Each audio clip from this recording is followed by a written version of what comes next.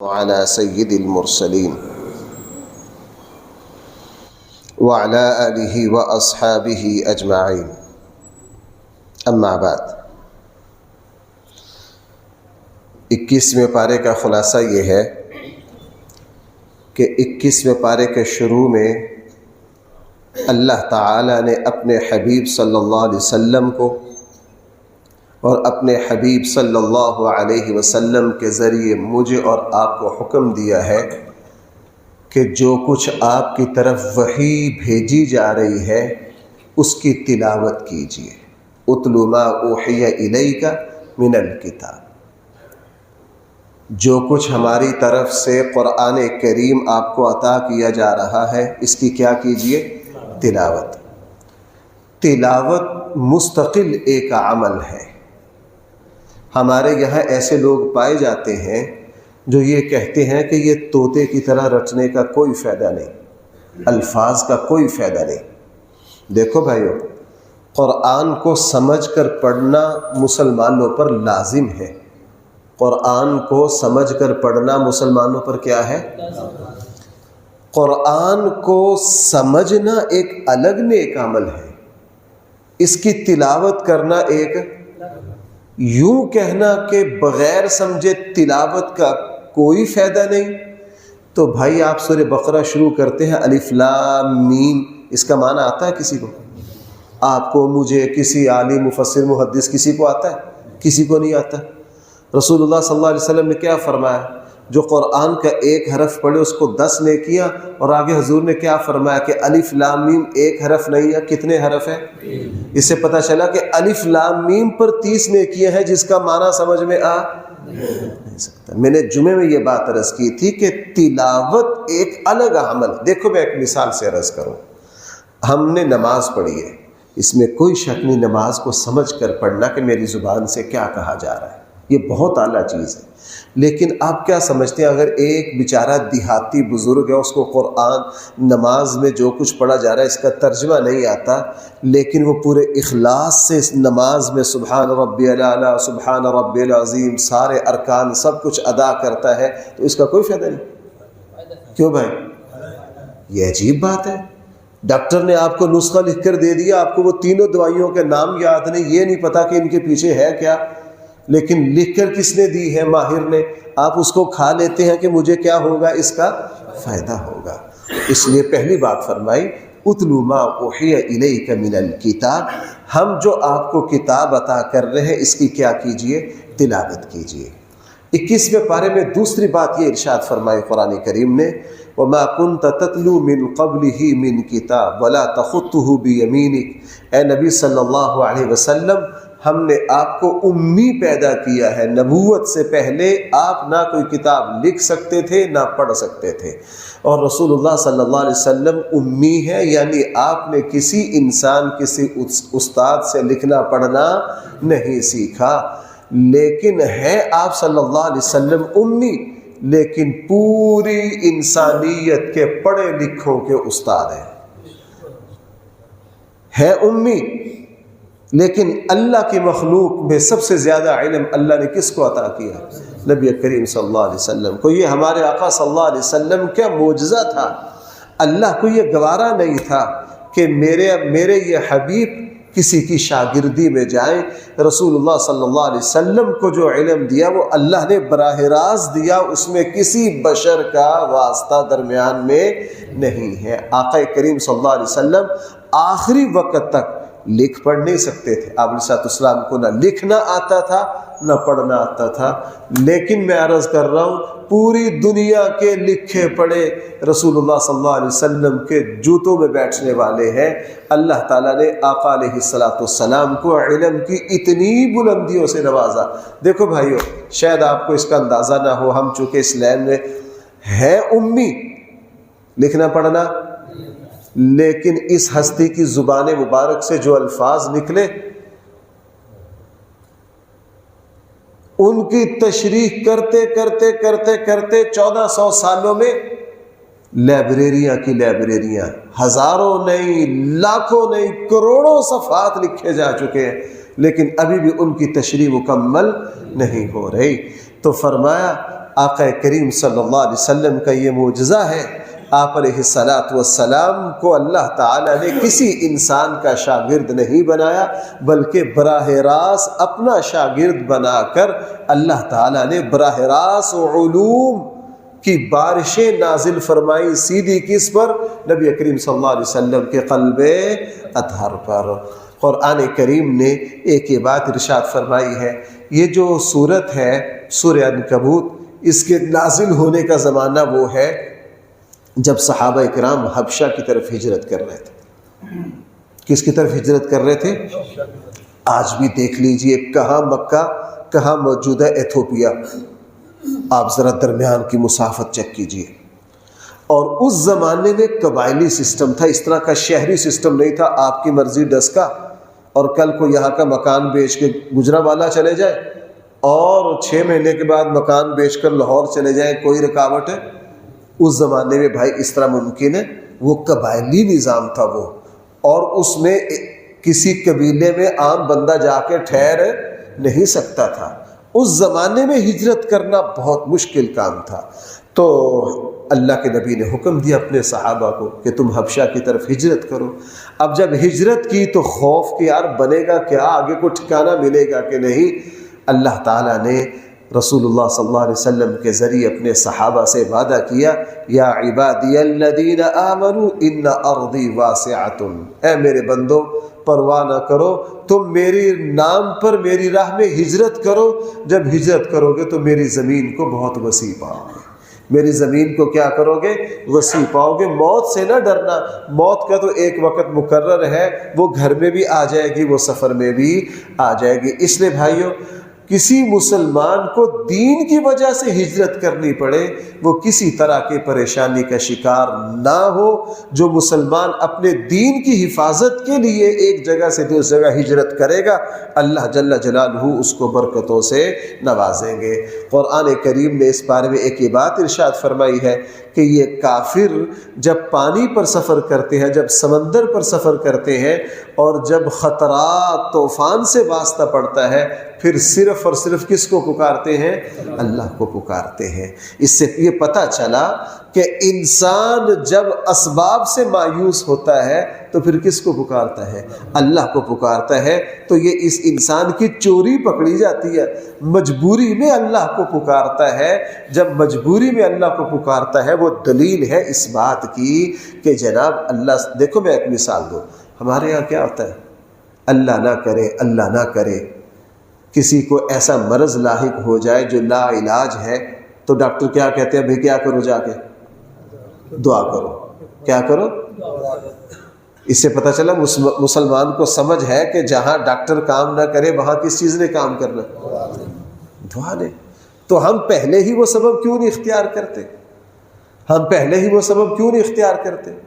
مومن جو ہے، ہمارے ایک بزرگ بڑی زبردست بات فرمایا کرتے تھے، اور وہ پلے بانگو فرمایا کرتے تھے، اس وقت تک ایمان کامل نہیں ہو سکتا جب تک اللہ کی طرف ہر مسئلے میں تمہاری پہلی نگاہ نہ جائے۔ کس کی طرف؟ اچانک کوئی مشکل آ گئی، ہماری سب سے پہلی نظر اپنی جیب پر جاتی ہے، پیسے پر جاتی ہے، پھر میرے یار دوست کون کون سے ہیں، کس کی سفارش کروں، کس افسر کے پاس جاؤں، کدھر جاؤں، کس کو کال کروں، سارے کر آ کے اللہ، توبہ نعوذ باللہ، اللہ اور دعا کا نمبر تو ہم نے بالکل آخری رکھا ہوا ہے، حالانکہ اللہ اور دعا کا نمبر آخری نہیں ہے، وہ کون سا ہے؟ مومن کی نظر سب سے پہلے کس کی طرف جائے؟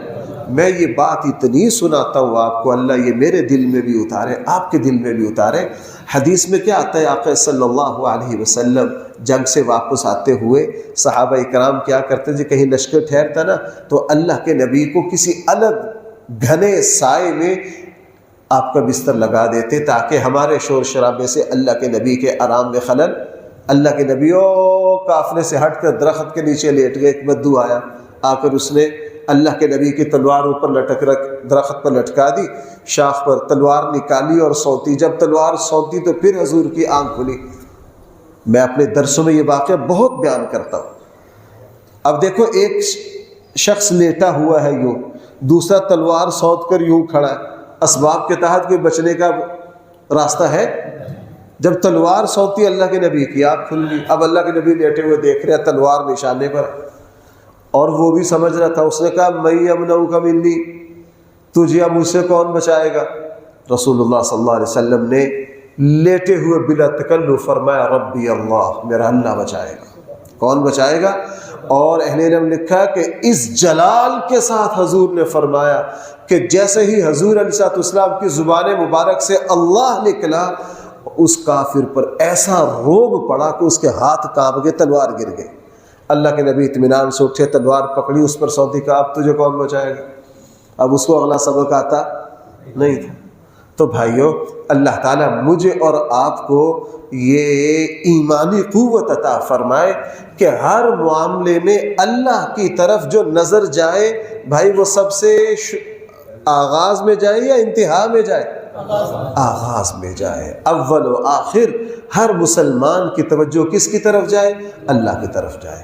قرآن کریم نے ایک عجیب معجزہ یہاں بیان کیا آقا کریم صلی اللہ علیہ وسلم کا اور قرآن کی سچائی کا. رسول اللہ صلی اللہ علیہ وسلم کے زمانے میں دو سپر طاقتیں تھیں, ایک رومی, ایرانی.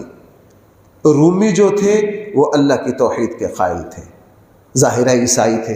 ایرانی جو تھے وہ آتش پرست تھے, مشرک تھے, مشرکوں سے بھی بدتر حالت تھی. رسول اللہ صلی اللہ علیہ وسلم جو کچھ فرما رہے تھے, آپ اپنے پیغام کے اعتبار سے قریب تھے رومیوں کے, اور مکہ والے جو کچھ کہہ رہے تھے وہ اپنے موقف کے اعتبار سے قریب بنتے تھے کس کے؟ ایرانیوں کے. فطری طور پر حضور علیہ السلام اور صحابہ کرام کی ہمدردیاں رومیوں کے ساتھ تھی, اور اہل مکہ مشرکین مکہ کی ہمدردیاں کس کے ساتھ تھی؟ ایرانیوں کے ساتھ. رومی اور ایرانیوں کی جنگ ہوئی. جب جنگ ہوئی تو رومیوں کو ایسی بدترین شکست ہوئی, ایرانی ایسے غالب آئے فارس کے لوگ کہ رومیوں کو اپنے ملک میں بھی پناہ لینا کیا ہو گیا؟ محال ہو گیا. جب یہ شکست ہوئی رومیوں کو تو مشرکین مکہ نے بڑی بغلے بجائی کہ اگر تمہارا دین سچا ہوتا تو یہ لوگ تمہارے دین کے قریب تھے, ان کو کبھی بھی شکست. ہمارا دین سچا ہے, جو لوگ ہمارے دین کے قریب ہیں فتح اللہ نے ان کو دی. جب یہ بات ہوئی مکہ میں, عرب میں اس بات کا چرچا شروع ہوا تو ابی بن خلف ایک جو ہے بڑے سردار تھے, صدیق اکبر رضی اللہ عنہ کے ساتھ ان کی بحث ہو گئی. صدیق اکبر رضی اللہ عنہ نے رسول اللہ صلی اللہ علیہ وسلم سے سن کر ان کو یہ فرمایا کہ ان قریب اللہ جل جلالہ دوبارہ رومیوں کو کیا دے دیں گے؟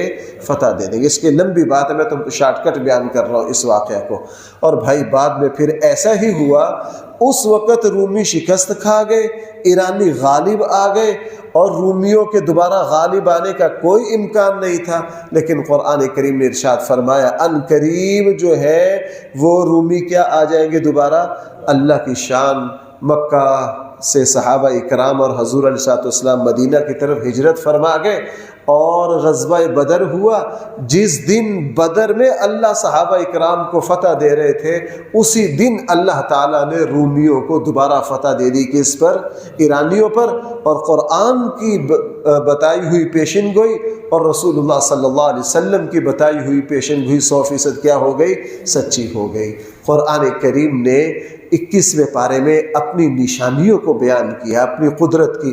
اللہ تعالیٰ ویسے تو ہر کائنات کی ہر چیز اللہ کی نشانی ہے, لیکن کچھ چیزوں کو اللہ بطور خاص بیان کرتے ہیں.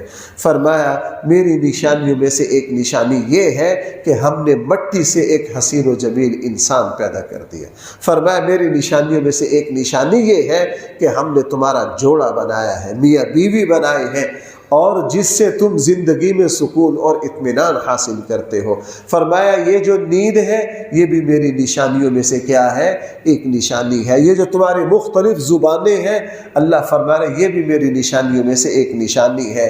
بارش, بادل, موسموں کی تبدیلی, فرمایا یہ بھی میری نشانیوں میں سے ایک نشانی ہے. قرآن کریم نے دوبارہ اپنی توحید کی ایک عجیب دلیل دی ہے جو سورہ نحل میں بھی گزر چکی ہے کہ لوگوں تم کسی چیز میں پارٹنر بننا گوارا نہیں کرتے ہو, ایک دکان میں اگر 4 پارٹنر ہو تو آگے اس کا گاہک نہیں ملتا جلدی کہ یار 4 بندے اس کے مالک ہیں، کاغذات میں مشکل آئے گی. کیوں بھائی ایسا ہوتا ہے؟ یہ نہیں. قرآن کریم نے فرمایا لوگوں تم مشترکہ غلام اپنے غلام میں کسی کو شریک بنانا پسند نہیں کرتے ہو تو یہ ستم ظریفی کیوں دکھاتے ہو کہ اس پوری کائنات کو بنانے والے صرف اور صرف اللہ ہے، تم اس میں کیا کرتے ہو؟ اللہ کے ساتھ کسی اور کو شریک کرتے ہو. اپنی حالت یہ ہے کہ اپنی ملکیت میں کسی کو شریک کرنا تمہیں گوارا نہیں، اور ادھر سے ستم ظریفی یہ ہے کہ تم اللہ کی خدائی میں پتھروں کو کیا کرتے ہو؟ شامل کرتے ہو. قرآن کریم میں یہ بھی ارشاد فرمایا ہم نے انسان کو فطرت پر پیدا کیا. انسان کی جو فطرت ہے وہ فطرت اسلام ہے. رسول اللہ صلی اللہ علیہ وسلم نے ارشاد فرمایا کل مولود یولد علی الفطرہ، ہر بچہ جو پیدا ہوتا ہے وہ فطرت اسلام پر پیدا ہوتا ہے، پھر بعد کا ماحول اسے یہودی، عیسائی، سکھ، ہندو بناتا ہے. وگرنہ پیدائشی طور پر مومن جو ہے، کوئی بھی انسان پیدا ہوتا ہے تو پیدائشی طور پر اللہ تعالیٰ نے اس کی فطرت میں یہ رکھا ہے کہ بھائی وہ کس کا اعتراف کرتا ہے؟ وہ اللہ کا اعتراف کرتا ہے. اس سے پتہ چلا باہر کا ماحول انسان کو بہت زیادہ متاثر کرتا ہے.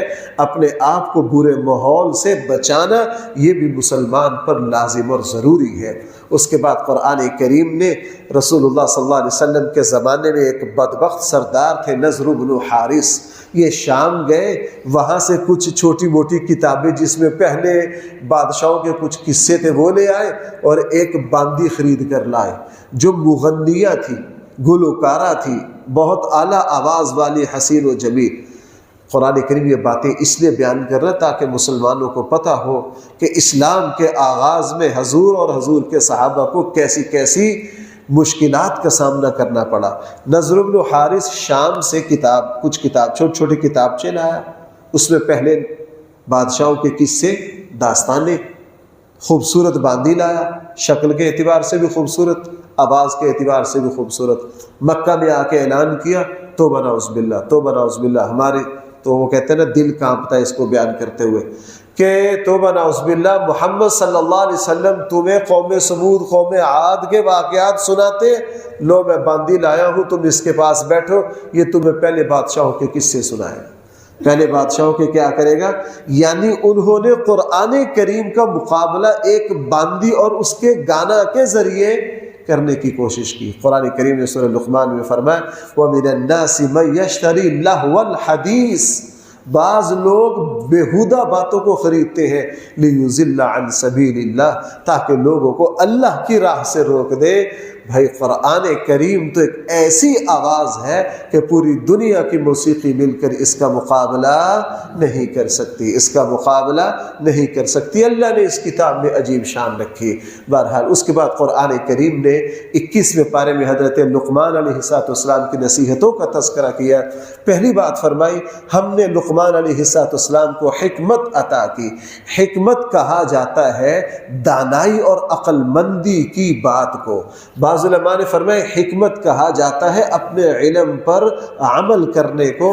یعنی لقمان علیہ السلام کو اللہ نے یہ بصیرت عطا کی تھی کہ ان کے پاس جو علم تھا وہ اپنے علم پر کیا کرتے تھے؟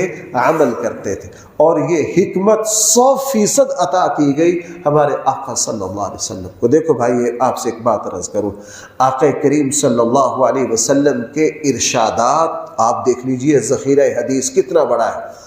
ہمارے آقا صلی اللہ علیہ وسلم کی زبان مبارک پر کوئی ایسا کلمہ نہیں آیا جس پر آپ نے خود عمل نہ کیا، جس نے آپ پر کیا نہ خود. بھائی میری بات سمجھ رہے؟ آپ علیہ السلام جو کچھ فرماتے تھے اس پر 100% حضور کا اپنا عمل تھا. اس سے پتہ چلا عقل مند اور حکیم شخص وہ ہے جو اپنے علم پر کیا کرے؟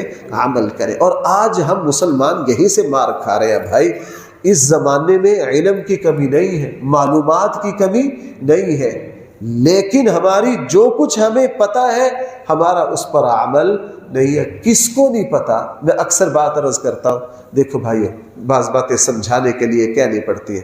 اللہ نہ کرے ایک بندہ نہ نماز پڑھتا، نہ مسجد کی طرف آتا، نہ رمضان میں اس کو خوف خدا، اچانک تکلیف ہو گئی دل کی، ڈاکٹروں نے کہا جناب بائی پاس ہوگا، اب وہ ماشاءاللہ صدقہ بھی کر رہا ہے، پہلی صف میں آ کے پہنچ گیا ہے، دعائیں بھی مانگ رہا ہے۔ اس سے پتہ چلا اس کو سارا کچھ تھا۔ جب ہم مشکلات میں آتے ہیں تو اپنا رخ نیکی کی طرف لاتے ہیں کہ نہیں؟ اس سے پتہ چلا ہمیں سمجھ تھی پوری کہ ہم نے کرنا کیا ہے، لیکن ہم جان بوجھ کر عمل کی طرف۔ تو فرمایا وَلَقَدْ آتَيْنَا لُقْمَانَ الْحِكْمَةَ، ہم نے لقمان کو حکمت عطا کی، یعنی وہ صحیح علم پر کیا کرنے والے تھے؟ عمل کرنے والے تھے۔ اس کے بعد حضرت لقمان نے اپنے بیٹے کو جو نصیحتیں کی، ان میں سے ایک نصیحت یہ کی کہ بیٹا اللہ کے ساتھ کسی کو شریک نہ کرنا۔ پھر قرآن کریم نے اس پر یہ اضافہ فرمایا، ہم نے انسان کو حکم دیا ہے کہ یہ اپنے ماں باپ کے حق کو مد نظر رکھے، بطور خاص ماں کو، چونکہ ماں نے اپنے بچے کو جنم دینے میں، اس کو پالنے میں، ماں جو خدمات انجام دیتی ہے، پوری دنیا کے خزانے مل کر ماں کے اس احسان کا بدلہ نہیں دے سکتے۔ اس لیے اسلام کا حکم ہے کہ ماں کی خدمت بھی زیادہ ہے، ماں کے حق میں دعائیں بھی زیادہ ہیں۔ اس میں کوئی شک نہیں ہے کہ ماں اپنے بچے کو پروان چڑھانے کے لیے جو خدمات انجام دیتی ہے، حقیقت یہ ہے، وہ جو مشہور واقعہ ہے نا کہ ایک صاحب طواف کر رہے تھے، اپنی بوڑھی والدہ کو کندھے پر اٹھا رکھا تھا گرمی میں، اور طواف پر طواف کروا رہا تھا، بڑی خدمت اپنی ماں، وہ پیدل زمانہ تھا، پتہ نہیں کس علاقے سے اپنی ماں کو کندھے پر اٹھا کر لائے، اور طواف جب کروایا تو حضرت عبداللہ ابن عمر سے پوچھا، بعض جگہ یہ کہ حضور سے پوچھا کہ جی میں اپنی ماں کی اتنی خدمت کر رہا ہوں، کیا میں نے اپنی ماں کا حق ادا کر دیا؟ تو غالباً حضرت عبداللہ ابن عمر نے کیا فرمایا تھا، تیری ساری زندگی کی خدمت، تیری ماں نے تجھے جنم دینے میں جو تکلیف دیکھی ہے، اس ایک لمحے کا بھی بدلہ۔ ہمارے ہاں اردو میں کیا کہا جاتا ہے، ماں جب اپنے بچے کو جنم دیتی ہے موت کو ہاتھ لگا کر آتی ہے۔ موت کو کیا کرتی ہے؟ حکیم الاسلام حضرت قاری طیب صاحب رحمہ اللہ کے واعظ میں ایک بڑے فرمایا کہ ماں جب اپنے بچے کو جنم دیتی ہے کفن سرہانے پڑا ہوتا ہے۔ کفن کہاں پڑا ہوتا ہے؟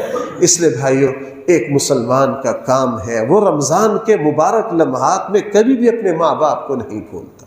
آج کی نوجوان نسل کو پتہ نہیں کیا ہو گئے، نوجوان نسل کو پتہ نہیں کیا ہو گیا، ان کو سب سے زیادہ عداوت اپنے والد کے ساتھ، چونکہ والد غلط صحیح پر ٹوکتے۔ والد کیا ہے؟ دیکھیے، مستقبل کو سنوارنے کے لیے اللہ تعالیٰ نے روئے زمین پر والد سے بڑھ کر کوئی ہستی پیدا نہیں کی، کوئی ہستی۔ شیخ سعدی رحمہ اللہ گلستان میں بڑی زبردست بات، ہمارے علاقے میں چونکہ انگور کی بیل ہے نہیں ہے، آپ ذرا بلوچستان اور یہ جو انگور کے علاقوں میں جائیں، آپ کو پتہ ہے کہ انگور کی بیل کی تراش خراش نہ کی جائے وہ کیا ہو جاتی ہے؟ بیکار ہو جاتی ہے۔ میں پہلی دفعہ میں نے جب انگور کا باغ دیکھا نا کہ جی میں کہ یہ انگور کا باغ ہے تو ستیہ ناش کیا ہوا ہے۔ وہ جب موسم جاتا ہے نا ساری شاخیں کاٹ دیتے ہیں، صرف جو مین والی لکڑی سی ہوتی ہے نا وہ کھڑی رہتی ہے۔ وہ بندہ کہتا ہے یار یہ کیا؟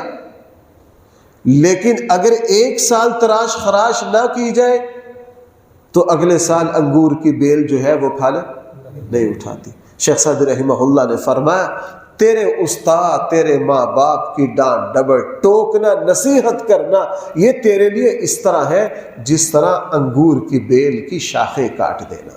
انگور کی شاخیں کاٹی جاتی ہیں بیل کی، اور جب سیزن آتا ہے تو بیل یوں اٹھتی ہے اور یوں فصل اٹھاتی ہے۔ تو اس لیے بڑوں کی نصیحتیں، خصوصاً باپ کی ڈانٹ ڈبٹ، باپ کا یہ جو توجہ رکھنا ہے، یہ جو پہرا دینا ہے، یہ اس طرح ہے جس طرح بیل کی تراش خراش کر کے اس کو دیوار اور درخت پر چڑھنے کے قابل بنانا۔ بہرحال فرمایا ہاں ایک بات ضرور مد نظر رکھو، اگر ماں باپ اللہ کی نافرمانی کا حکم دے پھر ماں باپ کی بات کو ہرگز مانا نہیں جائے گا۔ اور حضرت لقمان علیہ السلام اپنے بیٹے کو جو نصیحتیں کر رہے ہیں ان میں سے ایک نصیحت یہ کی ہے بیٹا نماز کو قائم کرنا، نماز کو کیا کرنا؟ قائم کرنا۔ اسلام میں نماز جو ہے اس کو ریڑھ کی ہڈی کی حیثیت حاصل ہے۔ جس مسلمان کی نماز نہیں اس کا کچھ بھی نہیں۔ موطا مالی کی روایت کیا ہے؟ رسول اللہ صلی اللہ علیہ وسلم کے زمانے میں صحابہ فرماتے ہیں ہم کسی بد عملی کو کفر نہیں سمجھتے تھے سوائے نماز چھوڑنے کو۔ یار ذرا ایک بات دیکھنا، ہم نے کفر کے معیار اور بنا رکھے ہیں۔ اے بریلوی نے کافر نے، اہل حدیث نے کافر نے، یہ دیوبندیاں کافر ہیں، حالانکہ ان تینوں چیزوں کا کفر سے کوئی تعلق نہیں۔ صحابہ اکرام کہہ رہے ہیں ہمارے یہاں جان بوجھ کے نماز چھوڑنے کو کفر سمجھا جاتا تھا، باقی کسی بد عملی کو کفر۔ اب ہمارے یہاں نماز چھوڑنے کو کوئی بھی کفر نہیں سمجھتا، آپس کی فرقہ واریت میں ایک دوسرے کو کافر بنا دیتے ہیں۔ یعنی جس چیز کو کفر سمجھنا تھا اس کو نہیں سمجھ رہے، اور جس کو نہیں سمجھنا تھا اس کو کیا کر لیا؟ اس کو کفر سمجھ لیا۔ اللہ معاف فرمائے۔ اب صورتحال یہ ہے کہ کسی جگہ میں نے کئی سال پہلے آپ کو یہ بات سنائی تھی، میں آج سے 8-10 سال پہلے کہیں سے افطاری کے وقت آ رہا تھا، میں نے ایک مسجد میں نماز پڑھ کے فارغ ہوا، ایک صاحب میرے پاس ہے کہ مفتی صاحب تسی کتھے؟ میں کہا یار باہر تو مسجد لکھا ہوا ہے، سینما تو نہیں لکھا ہوا۔ بھائی ساری مسجدیں کس کی ہیں؟ اللہ کی ہیں۔ میں تو الحمدللہ 15 سال ہو گئے مجھے یہ چیختے ہوئے، سلام کرتے ہوئے، ہرگز نہ دیکھو کون ہے، آگے بریلوی ہے وہ بھی میرا بھائی ہے، آگے اہل حدیث ہے وہ بھی میرا بھائی ہے، آگے دیوبندی ہے وہ بھی میرا بھائی ہے، وہ بھی میری طرح مسلمان ہے۔ اپنے آپ کو فرقہ واریت سے کیا کرنا؟ بہرحال میں بات عرض کر رہا تھا، حضرت لقمان کہہ رہے ہیں بیٹا نماز قائم کرنا، اسلام میں جس نے نماز چھوڑ دی اس نے کیا کیا؟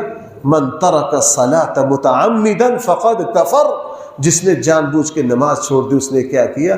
کفر اختیار کیا۔ اور حضرت لقمان ایک نصیحت یہ کر رہے ہیں کہ اے بیٹا اچھائی کا حکم دیتے رہنا، برائی سے منع کرتے رہنا۔ جو بندہ اچھائی کا حکم دیتا رہتا ہے خود وہ اچھائی پہ قائم رہتا ہے، جو برائی سے منع کرتا رہتا ہے اللہ تعالیٰ اس کو اس برائی سے بچنے کی ہمت اور توفیق عطا فرما دیتے ہیں۔ ہاں ایک بات یہ فرمائی بیٹا زمین پر اکڑ کرنا چلنا اللہ تعالیٰ کو یہ پسند نہیں۔ ایک یہ بات ارشاد فرمائی کہ جب تو گفتگو کیا کرے منہ نہ بنایا کر۔ آقا صلی اللہ علیہ وسلم کو گفتگو میں تکلف پسند نہیں تھا۔ بھائی کیا؟ اللہ معاف فرمانا آج کل ہمارے یہاں جو اسٹیجوں پر یہ جو نقیب، میں یہ بات عرض کرتا ہوں کڑوی لگتی ہے ڈاکٹر عبدالقیوم کو، ٹھیک ہے، مقفع مسجع نقیب سٹیج پر جیسے ڈانس کر رہے ہیں نا، اور تکلف کے ساتھ۔ صحیح بخاری میں رسول اللہ صلی اللہ علیہ وسلم کو گفتگو میں بناوٹ اور تکلف پسند، آپ علیہ الصلوۃ والسلام کی گفتگو تصنع سے پاک، بناوٹ سے پاک، تکلف سے پاک۔ بھائی سمجھ آ گئی میری بات؟ اس لیے دین کی بات کرنا وہ تصنع سے پاک ہو، وہ ایکٹنگ سے پاک ہو۔ اللہ کے نبی جو گفتگو فرماتے وہ اخلاص کے ساتھ فرماتے، ہمدردی کے ساتھ فرماتے، خیرخواہی کے ساتھ فرماتے۔ جب آپ دین کی بات اخلاص سے کرو گے، آگے والوں کی ہمدردی کے ساتھ کرو گے، آگے والوں کی خیرخواہی کے ساتھ کرو گے، وہ خود بخود دل تک پہنچ جائے گی۔ بھائی وہ کیا ہے خود بخود؟ اس لیے فرمایا وَلَا تُصَعِّرْ خَدَّكَ لِلنَّاسِ، لوگوں کے ساتھ جب گفتگو کرے ذرا ایکٹنگ نہ کیا کر۔ صرف ایک جگہ ایکٹنگ جائز ہے بھائی، یاد رکھیں گے آپ، صرف ایک جگہ جائز ہے اللہ تعالیٰ سے دعا مانگنے میں، بس۔ رسول اللہ صلی اللہ علیہ وسلم نے فرمایا لوگوں جب دعا مانگا کرو رویا کرو۔ صدیق اکبر نے عرض کیا اللہ کے رسول اگر رونا نہ آئے تو حضور نے فرمایا ابو بکر اگر رونا نہ آئے تو رونے والا منہ ہی بنا لیا کرو۔ اس لیے علماء نے لکھا ہے کہ رونے والا منہ بنانا یہ صرف کس میں جائز ہے؟ یہ صرف اللہ کے سامنے دعا میں جائز ہے۔ قرآن کریم نے پھر کچھ باتیں سورہ لقمان کے آخر میں بیان کی، کس کی موت کب آنی ہے، کل کس نے کیا کرنا ہے، مستقبل کے سارا جو علم ہے وہ کس کے پاس ہے؟ اللہ کے پاس ہے۔ سورہ سجدہ میں قرآن کریم نے ایک یہ بات ارشاد فرمائی ہے کہ کل قیامت والے دن کافر جو ہے جس وقت آنکھوں سے جہنم اور آخر کے سارا کچھ دیکھ چکیں گے تو اس وقت اللہ سے فریاد کریں گے، اللہ ابھی ہم نے سب کچھ دیکھ لیا ہے، ہمیں واپس پلٹنے دے، ہم اتنا نیک عمل کریں گے کہ مطیع اور فرما بردار بندوں میں سے ہو جائیں گے۔ آقا صلی اللہ علیہ وسلم نے سمجھانے کے لیے فرمایا، لوگوں اگر تم اونٹنی کے تھنوں سے دودھ نکال لو تو دوبارہ واپس جا سکتا ہے؟ صحابہ اکرام نے عرض کیا، اللہ کے رسول نہیں۔